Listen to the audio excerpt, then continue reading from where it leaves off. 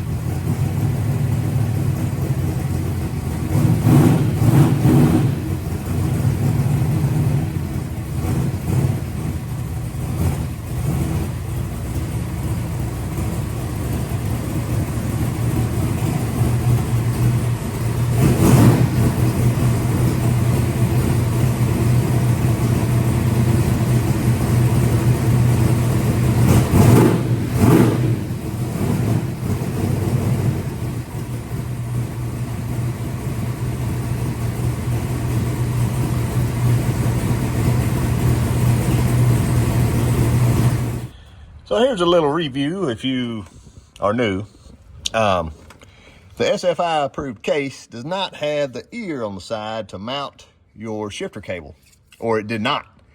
I talked to John about it and he had them add it back. So that's an added bonus for us because it kind of put me in a funny spot for my shifter. So I just kind of fabbed up this bracket out of some other stuff, and there it is. So this is the rear entry cable for a Cheetah shifter. I'll have my Transbrake valve body going back in, and it's still reverse manual pattern, so that's cool. I got a couple little drips right here. I'm assuming from a gasket or something, but that'll be resealed. There's my good looking billet pan. I kind of like, and I did see these 3 holes, 1, 2, 3. I made myself a little plate that went right here. It's just kind of a preventative. If I ever had a drip or something like that, it would catch my drips.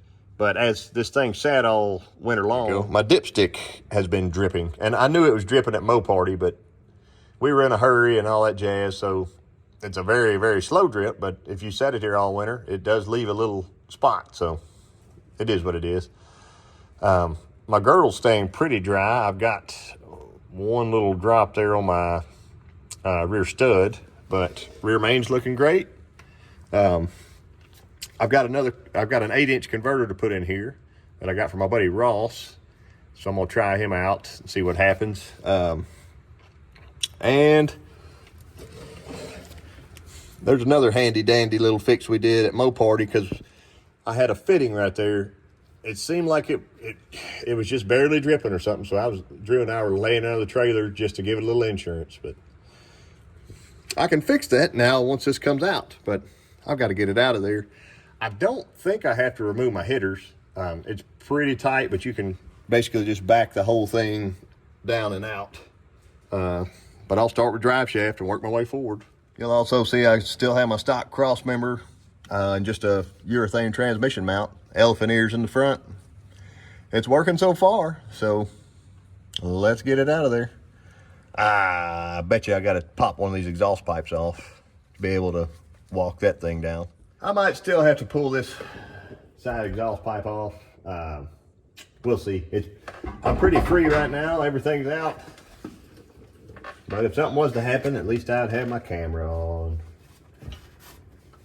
My lines are loose. My shifting leads are loose. Everything's loose.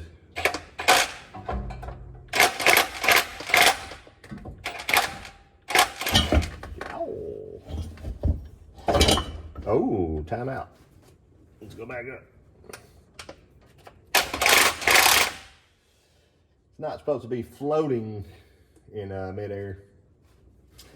I think my goofy shift lever, I added this shift lever after the fact when it was in the car, and it's like that much longer than the one that has a little kick on it. And guess what's hanging up? Hey, I see my vent too also. So remember, Drew, this tail shaft housing's already been vented. My front pump vent is blocked off right now. I'm gonna go up a little just to get a little something there. I need to take that, get a screwdriver and undo that baby right there. I got it. Don't fall down. She was already starting to get a little custom there. Now,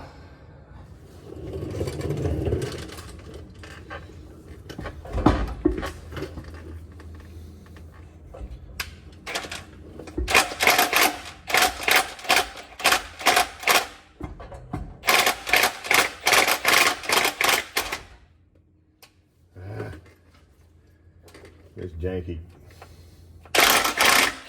transmission jack, come on. Now,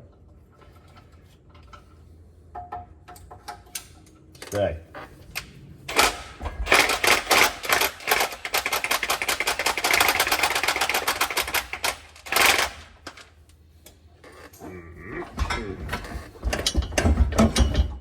Uh-oh.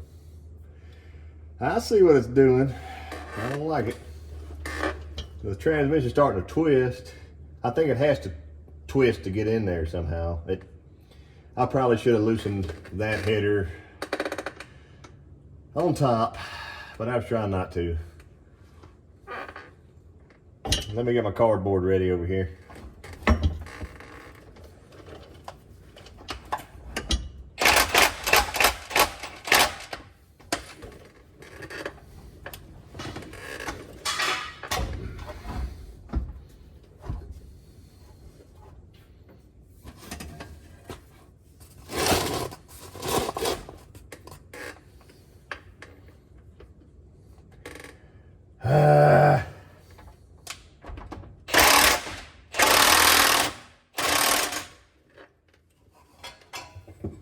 There we go.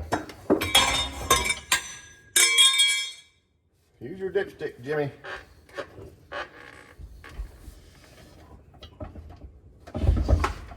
Yowzer, get back.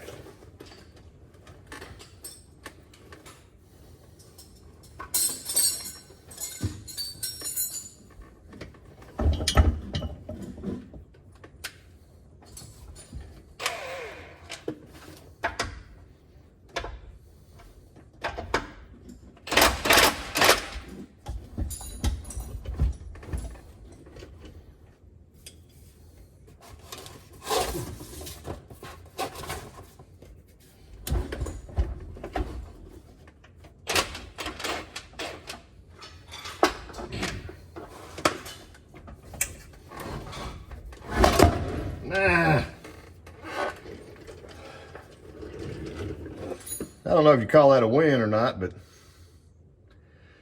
it's out of there.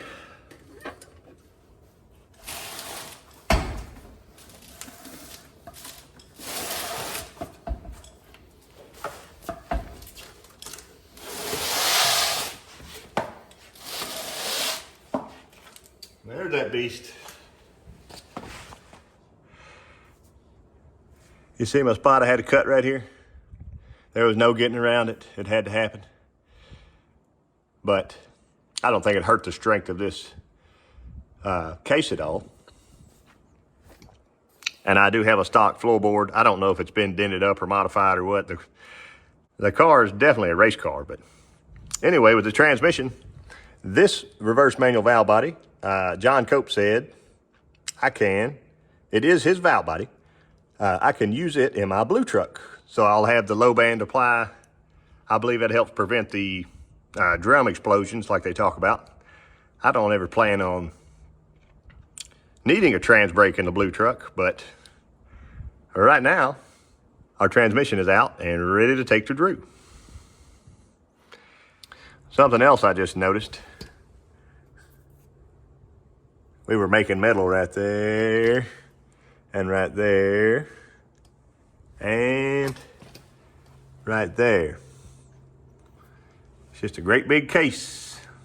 So you might have to make it fit your application. Thank you all for watching, and check out Cope Racing Transmissions. See y'all next time.